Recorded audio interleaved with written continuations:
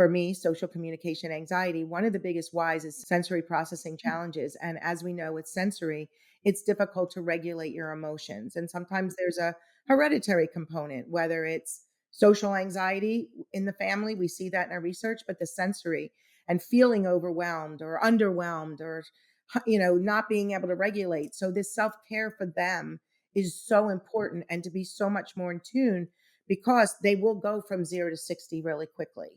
So we see this kind of familial connection between this dysregulation in these individuals. So I think for some people who kind of react slower to changes, this population tends to react quicker. They go from 0 to 60 really quick. So one thing I recommend is they journal some of these feelings.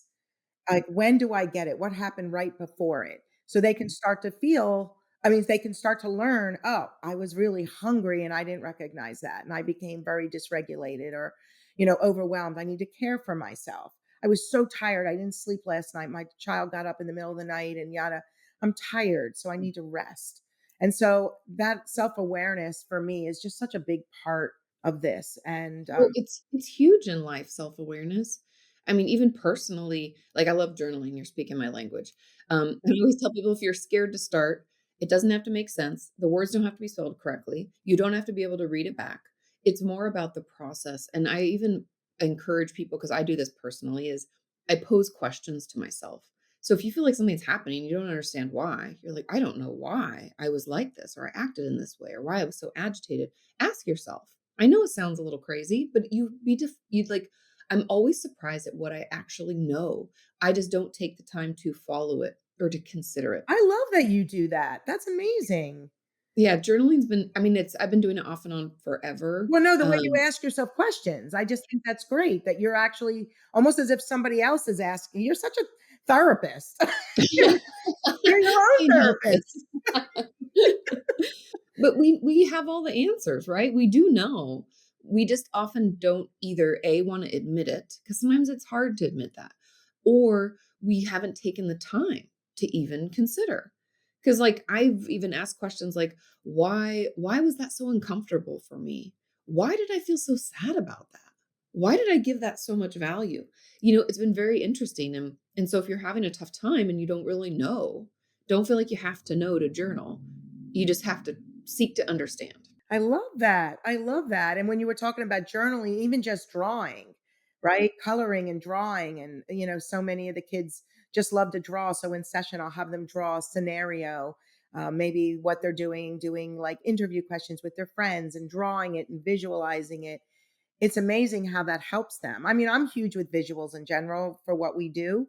So it helps them process well, and kind of really go into themselves to think through it. And dealing with feelings is a huge part of our work. So that self awareness. And then, you teach this to the kids, but the parents, they can benefit from this too. Yes, because we weren't taught how to acknowledge feelings. I remember when I was writing Are You Okay? My very first book, I it was kind of like an eye opener. I was part of it, and I don't even think we kept all of it, but I was supposed to ask everybody in my like close perimeter, like my husband, a couple of my friends. I asked my mom and her boyfriend, like, what are 5 emotions that you felt today? Because it was part of the chapter was to start identifying, start understanding. When I tell you that all but 2 of the people that I asked were like, "What do you mean?"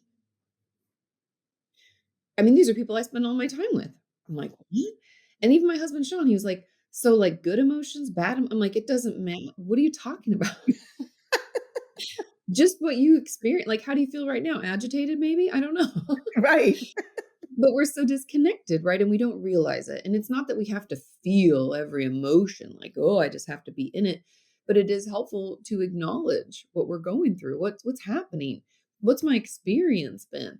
And so often we just don't know. That's why it's like just as important for parents as it is for their children, because like, I mean, I'll be 41 in a couple of weeks. And it's like we need to learn just as like I told you this across the board of all of my friends and my mom, like different generations, we just don't always pay attention. We don't take the time. And of course, we feel dysregulated, especially. And I like that you mentioned that the parents often have their own dysregulation or sensory processing issues, because I cannot tell you the number of parents that I've seen who also have some similar issue to what their children are going through. My specialties lie in, like, the eating disorder space, so talk about disordered eating parents. Seen them all the time. Or, my autistic folks.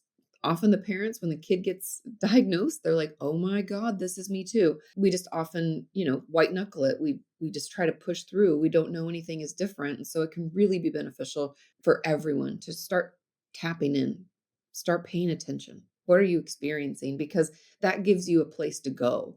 I think that can kind of remove the, like, helpless, hopeless, or feeling frozen. It gives you a place to move to. Like, "Oh, I've been angry. What helps me feel better when I'm angry?" Things like that.